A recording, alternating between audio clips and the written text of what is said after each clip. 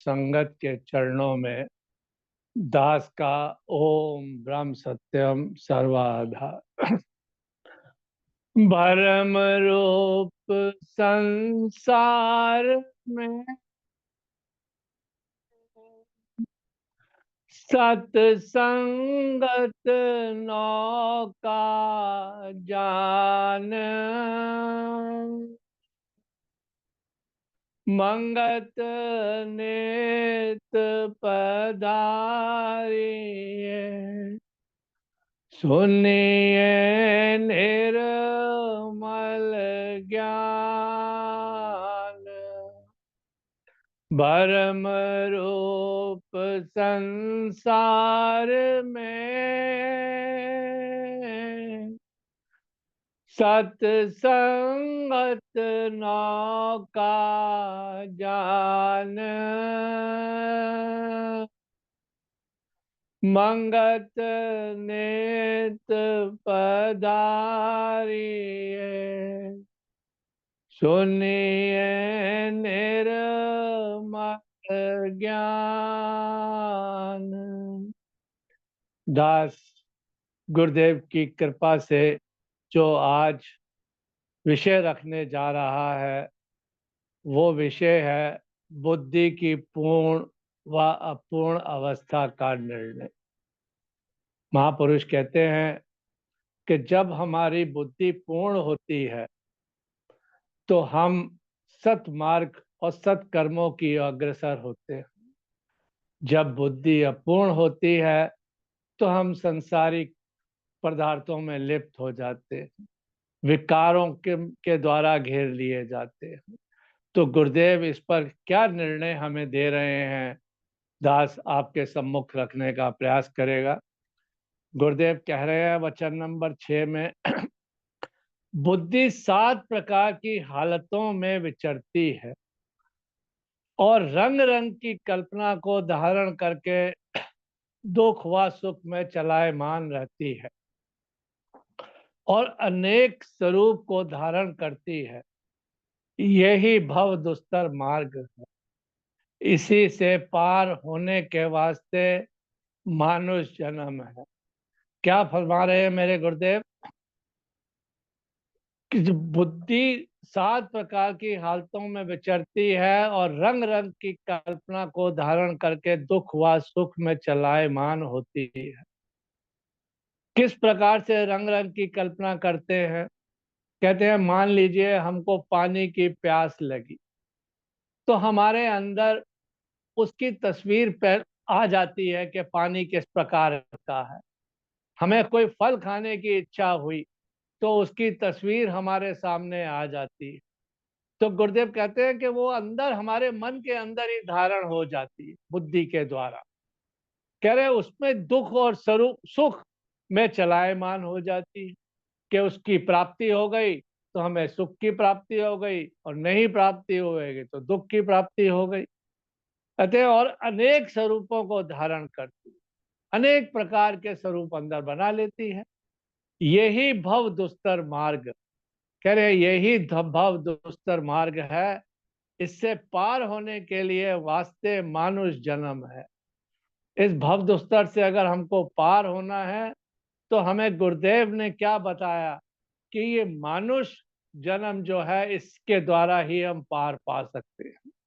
कहते हैं 84 लाख जूनियों के अंदर सर्वश्रेष्ठ जूनी जो है हमको मानुष चोले की मिली।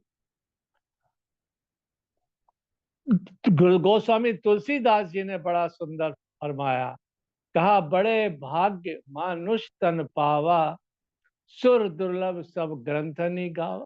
कह लगे ये भव दुस्तर से अगर हमको पार होना है तो सिर्फ मानुष चोले के द्वारा ही पार हो सकते हैं। अन्य किसी जूनी के अंदर हम इस भव सागर से पार नहीं हो सकते, क्योंकि हमें परमात्मा ने सोचने की शक्ति दे रखी जिसको बुद्धि प्रधान कहा जाता। आगे फरमाते हैं गुरुदेव बुद्धि की 4 अवस्थाएं अंधकार की। क्या फरमा रहे हैं मेरे गुरुदेव? बुद्धि की 4 अवस्थाएं अंधकार की हैं और 3 प्रकाश की हैं। अंधकार की अवस्था में जब तक बुद्धि गिरफ्तार है तब तक कभी भी कामना और कल्पना से नहीं छूट सकती। कह रहे हैं जब तक हमारी बुद्धि इस संसार के अंदर विचर रही है तब तक हम इन इच्छाओं से, कल्पनाओं से कभी छूट नहीं सकते।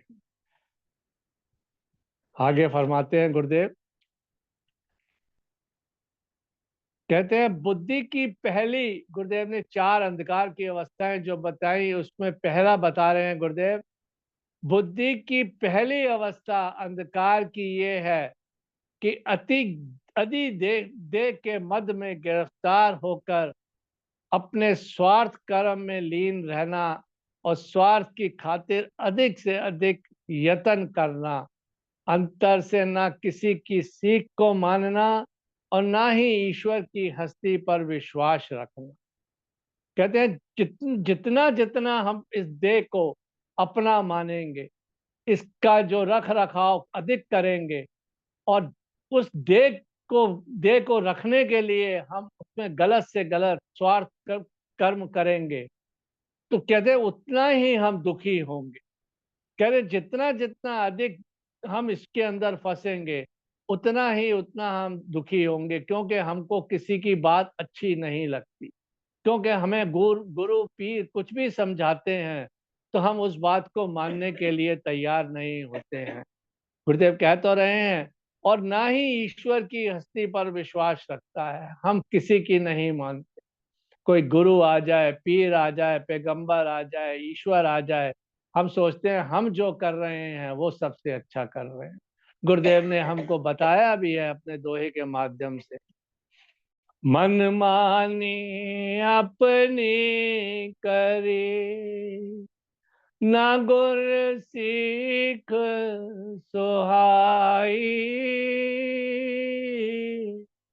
मंगत सखा ना को बने, जब सिर पर विपता आई।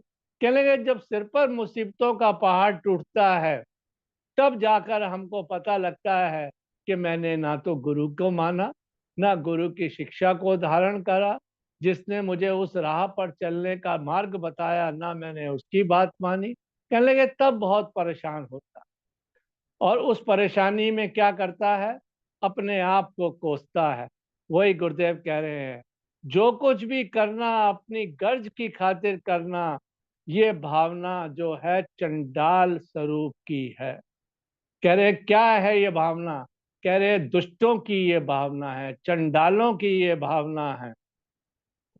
कहा ये अधिक मलिन अवस्था है, इस अवस्था में संसार के भोगों में अग्नि की तरह ये जलता रहता है, हर वक्त जलता रहता है। क्यों? कि बाहर के भोग पदार्थों के पीछे भागता है, अपने स्वार्थ पूर्ति के लिए वो यत्न करता है। जब उसको वो नहीं मिलते हैं तो क्या होता है, अंदर से अग्नि पैदा होती है, क्योंकि वो इच्छा जो चाह रहा था वो नहीं हुई, कल्पना में फंस जाता है, कलेश करने लगता है और हर वक्त जलता रहता है। दूसरा बताते हैं गुरुदेव, बुद्धि की दूसरी अंधकार की अवस्था ये है कि स्वार्थ की खातिर अनेक प्रकार के जादू, जंतर, मणि, मसान, भूत, प्रेत, अधिक इष्ट देव बनाकर पूजना और पाप कर्म में अधिक प्रीति रखनी, निज स्वार्थ की खातिर हर प्रकार के पाप कर्मों को धारण करना और अपने आप को बहुत चतुर और बुद्धिमान जानना। क्या फरमा रहे हैं मेरे गुरुदेव कि हम उन इच्छाओं को, कामनाओं को पूर्ति करने के लिए अनेक प्रकार के जादू टोने करते हैं, जंतर मंतर करते हैं, मस्जिदें कब्रें पूजते हैं, भूत प्रेतों के चक्कर लगाते हैं जो हमको कोई मार्ग बता देता है।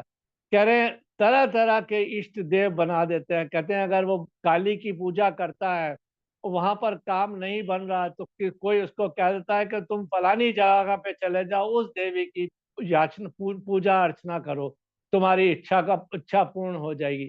कह रहे जैसे जैसे वो कोई बताता जाता है, कह रहे वो उसी प्रकार से उधर उस मार्ग पर चलने लग जाता है। कह रहे उधर चल के वो गलत से गलत पाप कर्म करता है।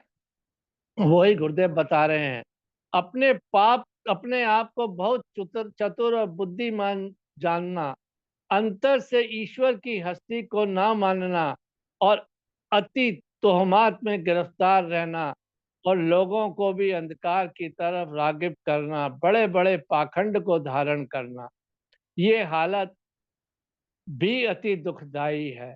जीव हर वक्त जलता रहता है और पाप कर्मों के जरिए अधिक कष्ट पाता है। कह रहे जिनके पीछे हम दौड़ रहे हैं वो तो पूर्ण होते नहीं, तो क्या होता है कि हम अधिक से अधिक और पाप कर्म करने लग जाते हैं, जो कि हमारे जीवन के लिए घातक होते हैं।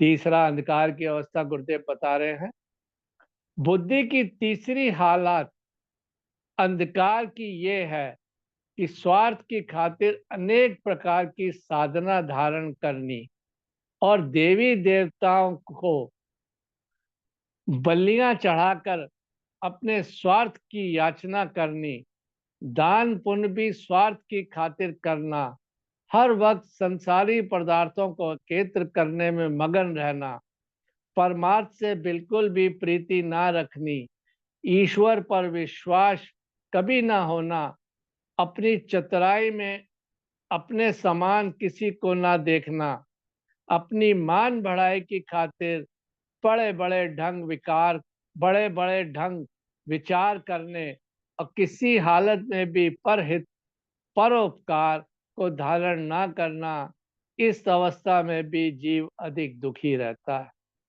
कहते हैं हम अपनी इच्छाओं की पूर्ण करने की खातिर, लोक दिखावा करने के लिए हम बड़े बड़े दान और पुण्य करते हैं। किसके लिए? अपने स्वार्थ की पूर्ति के लिए।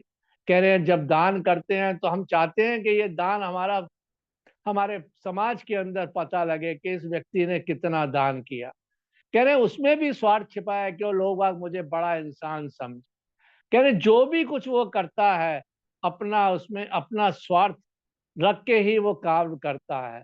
कह रहे जो भी पदार्थ इकट्ठे करता है सिर्फ अपने लिए, ना कि परहित के लिए। गुरुदेव तो बता रहे हैं कि परहित और परोपकार को कोई धारण नहीं करता। हम अपना ही अपना सोचते हैं, दूसरे को कितना कष्ट देकर भी हमारा अगर काम बनता हो तो हम उससे भी गुरेज नहीं करते हैं, हम उसको कष्ट दे के भी अपनी स्वार्थ की पूर्ति कर लेते हैं।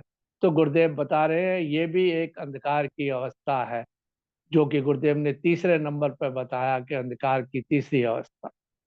फिर गुरुदेव बता रहे हैं बुद्धि की चौथी अंधकार की अवस्था ये है कि अपने स्वार्थ की खातिर ग्रहों और गुरु पीर अवतारों की पूजा करनी, लोक दिखावा करना, ज्यादा प्रकट करना, संसारी भोगों की खातिर कुछ जप तप भी करना, और कुछ दान भी करना, तीर्थ यात्रा अधिक अनेक साधन धारण करना, मगर अंतर से निज स्वार्थ में लीन रहना, संसारी ऐश्वर्य का ज्यादा लोभ रहना, लोक और यश की खातिर कुछ धर्म के कार्य भी धारण करने, कुछ कुछ सत्पुरुषों के जीवन के हालात पर भी विचार करना, और मौत का भी विचार करना, मगर स्वार्थ अंधकार को कभी भी ना त्यागना और ना ही ईश्वर विश्वासी होना। अब ये गुरुदेव बता रहे हैं हमको चौथी अवस्था।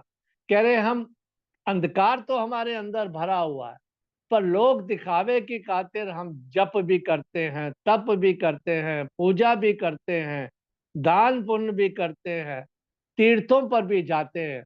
पर तीर्थों पर जाकर हम मांगते क्या है? संसारी पदार्थ। अपने कार्यों की सिद्धि के लिए हम तीर्थों पर जाते हैं। तो गुरुदेव तो हमें बता रहे हैं कि ये सब क्या है, सब अंधकार की श्रेणी में आते हैं। कहा इस अंधकार की अवस्था में जीव परम दुखी रहता है। प्रथम दो अवस्थाएं जो गुरुदेव ने बताई, कहा अधिक अंधकारमयी हैं, इन इनको ही राक्षसी स्वरूप जानना चाहिए और बाकी की दो अवस्थाएं के मानुष धर्म मार्ग को प्राप्त कर सकते हैं। जो तीसरी और चौथी अवस्था गुरुदेव में बताई कि हम जब तब दान जो भी कुछ करते हैं, कहने लगे उन अवस्थाओं, चाहे वो अंधकार की अवस्थाएं हैं, पर उनको धारण कर कर हम उस मार्ग पर चल सकते हैं, क्योंकि बुद्धि जो है हमारे को उस अंधकार से कुछ ऐसे कार्य करा रही है जो कि हमारे जो है परहित के हैं, जो कि हम परमात्मा के अर्पण कर रहे हैं, चाहे वो दान हम किसी रूप में भी कर रहे हों। अब बुद्धि की तीन अवस्था जो प्रकाश की हमें गुरुदेव ने बताई, वो है पहली अवस्था सत्य और असत्य का पूर्ण निर्णय समझना। क्या बताया गुरुदेव ने मेरे? पहली अवस्था सत्य और असत्य का पूर्ण निर्णय समझना। अब ये सत्य और असत्य का निर्णय हमको कहाँ से पता लगता है? कह रहे हैं अगर हम सत्संग में जाएंगे, सत्पुरुषों की संगत करेंगे, उनके द्वारा जो वाणी उच्चारण की जाती है या महापुरुषों की वाणी का उच्चारण जहाँ होता है, कह रहे हैं वहां से हमको पता लगता है कि सत्य का मार्ग कौन सा है और असत्य का मार्ग कौन सा है। गुरुदेव कह रहे हैं सत्य मार्गों, सत्य कर्मों में प्रीति रखना और मौत से डरना और स्वार्थ की आग से मुखलसी मुखलसी चाहनी। कह रहे सत्कर्मों में प्रीति रखना। अब सच्चे कर्म कौन कौन से हैं? सत्संग में अक्सर कल बात चलती है, कह रहे छोटे छोटे कर्म भी हमारे सत्कर्म बनते हैं। चींटियों को हम आटा डालें, कुत्ते को रोटी दें, कोई व्यक्ति भूखा अगर हमारे दरवाजे पर आ जाए तो उसको कुछ भूख मिटाने के लिए उसको कुछ दें। जिसके तन पर कपड़ा नहीं, उसको कपड़े का हम सेवा करें। कह रहे हैं हॉस्पिटल्स के अंदर हम जाएं, वहां जिनके पास दवा दारू के पैसे नहीं है उनकी मदद करें। कह लगे ये छोटे छोटे सत्कर्म जो है हमारे जीवन के लिए बहुत उपयोगी हैं। कह रहे हैं इनसे हमको प्रेम रखना चाहिए और कह रहे हैं मौत को सदा याद रखना चाहिए कि ये नहीं कि मैं हमेशा ही जीवित रहूंगा।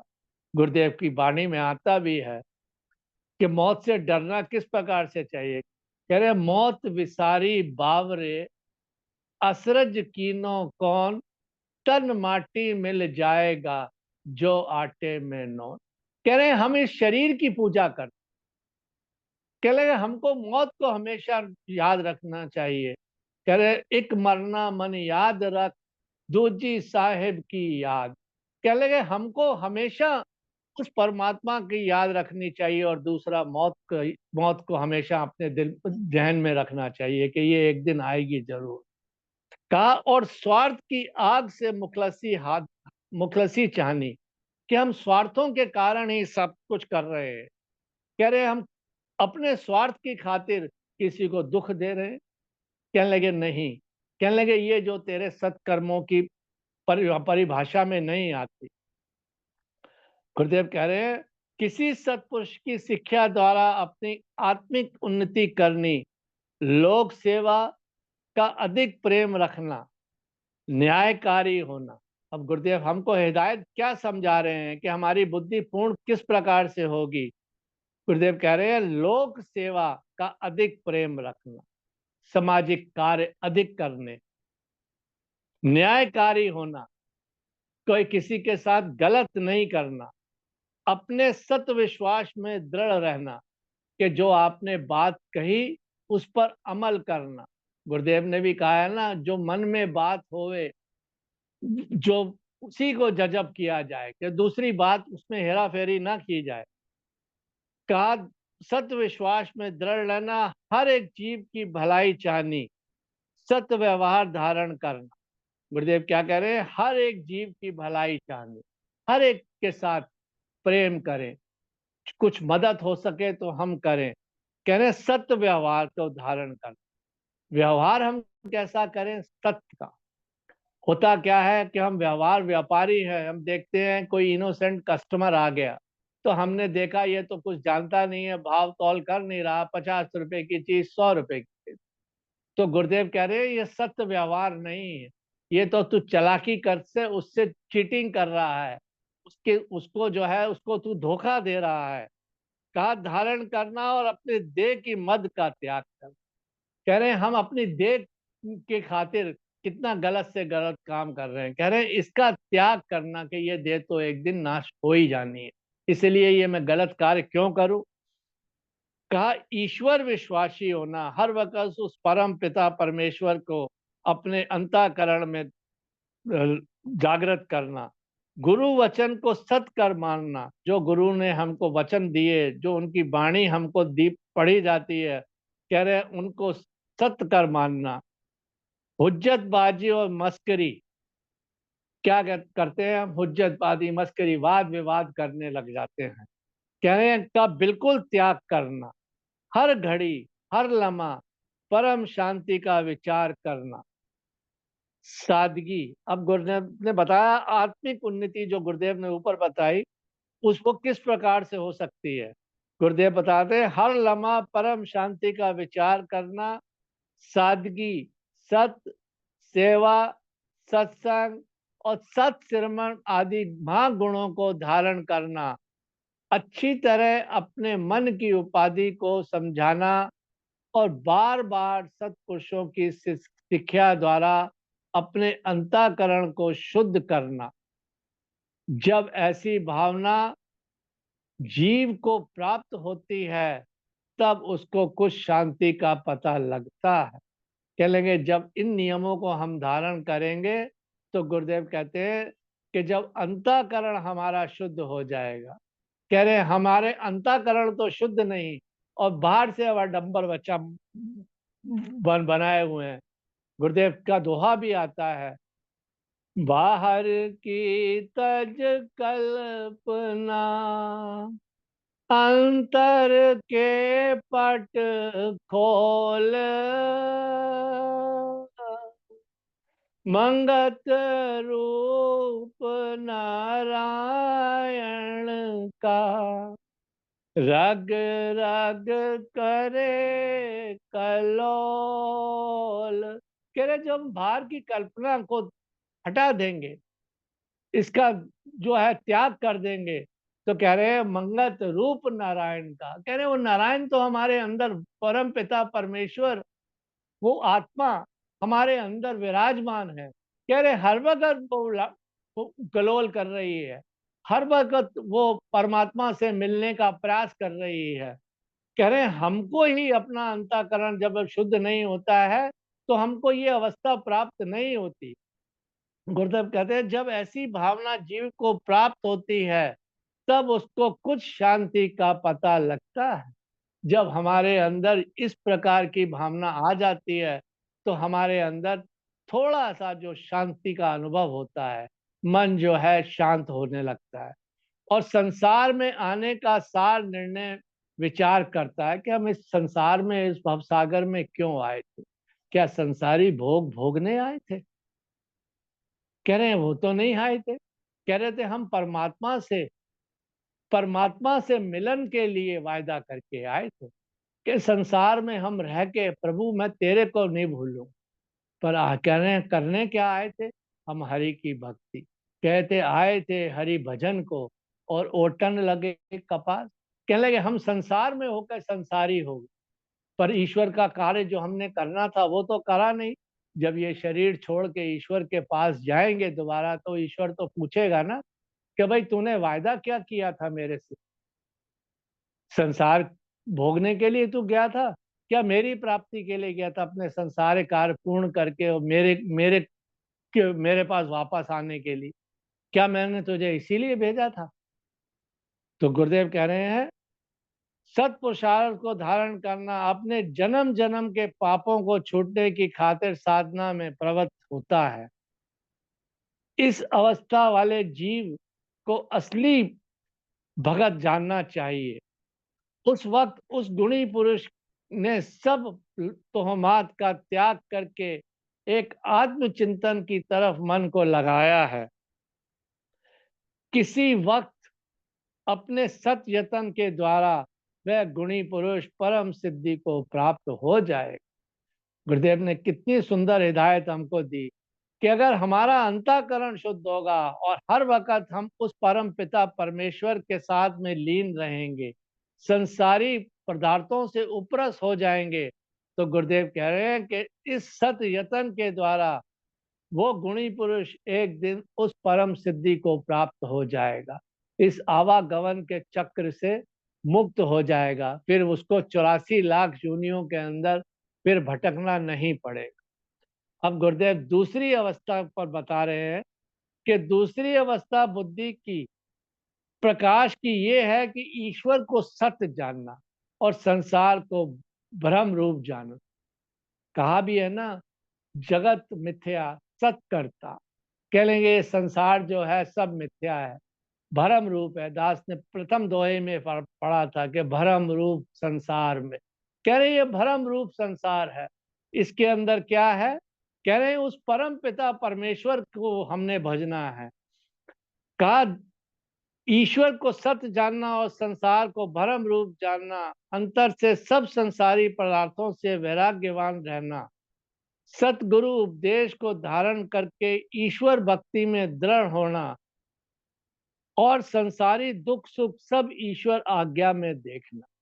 सुख आ जाए तो एक समरूप में रहना, दुख आ जाए तब भी समरूप रहना, कोई किसी प्रकार की हलचल नहीं होनी चाहिए। गुरु नानक देव जी ने कहा भी है ना, तेरा भाना मीठा लागे, नाम पधारत नानक मांगे। कह रहे हर वक्त उसकी राजी में रजा रहना चाहिए, दुख आ जाए तो विचलित नहीं होना चाहिए और सुख आ जाए तो भी समरूप होकर रहना चाहिए, शांत रहना चाहिए।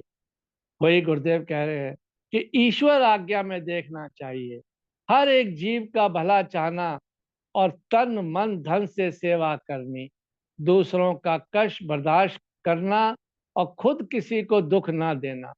हम अपने ऊपर विचार करके देखें, अपने ऊपर घटा कर देखें, क्या हम ये सब कर पा रहे हैं? हम कितना दुख दे के भी अपने स्वार्थों की पूर्ति करते हैं। कह रहे हैं गुरुदेव तो कह रहे हैं कि दूसरों को दुख ना देना, ये बुद्धि का दूसरा रूप बताया गुरुदेव ने, प्रकाशमय बुद्धि का रूप। कि अगर हम किसी को दुख देंगे तो हमारी बुद्धि प्रकाशमय हो ही नहीं सकती। का हर वक्त उदार चित्त और क्षमावान रहना, हर वक्त उदार चित्त और क्षमावान यानी हर एक को क्षमा का भाव रखना। कह रहे दृढ़ विश्वास से ईश्वर नाम का अभ्यास करना और तमाम शरीर के कर्म ईश्वर की आज्ञा में अर्पण करना, जो भी शरीर के द्वारा होए परमात्मा के अर्पण कर देना चाहिए। ऐसा परम तप जिस गुणी पुरुष ने धारण किया है वह ही देवता है। गुरुदेव बता रहे हैं जिस गुणी पुरुष ने ये इस पर वो जो चला है, कहला वो देवता रूप है और परम शांति आत्म स्वरूप को अंतर्वे के अनुभव करके उसके परायण हो गया और वो उसी के परायण हो जाता है। अब गुरुदेव ने तीसरी अवस्था बताई। कहा तीसरी अवस्था बुद्धि की ये है कि तमाम शारीरिक विकारों से मन को का उपरस हो जाना और बुद्धि का आत्म स्वरूप में स्थित हो जाना, यानी संसारी पदार्थ जितने हैं सबसे उपरस हो जाना, बुद्धि उधर की तरफ जाए ही नहीं और अपने आत्म स्वरूप में स्थित हो जाना, अंतर विखे हर वक्त उस शब्द परम पिता परमेश्वर के ध्यानस्थ रहना। कह रहे हर वक्त ईश्वर आनंद में मखमूर यानी लीन होना और ना होना, दोनों भावों में आसक्त ना होना, विशाल बुद्धि को धारण करके ईश्वर में हर वक्त लवलीन रहना और परम आनंद है। रस का अंतर विखे पान करना, इस अवस्था को उसी महात्मा ने जाना है। सब संसार की बाजी उसने जीत लिया है और काल को भय से मुक्त होकर चिरंजीव पद को प्राप्त हुआ है। यही अवस्था असली शांति की है। ये गुरुदेव ने हमको तीसरी पूर्ण अवस्था की बात बताई। समय हो गया है। क्लास से कोई पढ़ने में गलती हुई हो तो क्षमा करें। ओम राम सत्यम।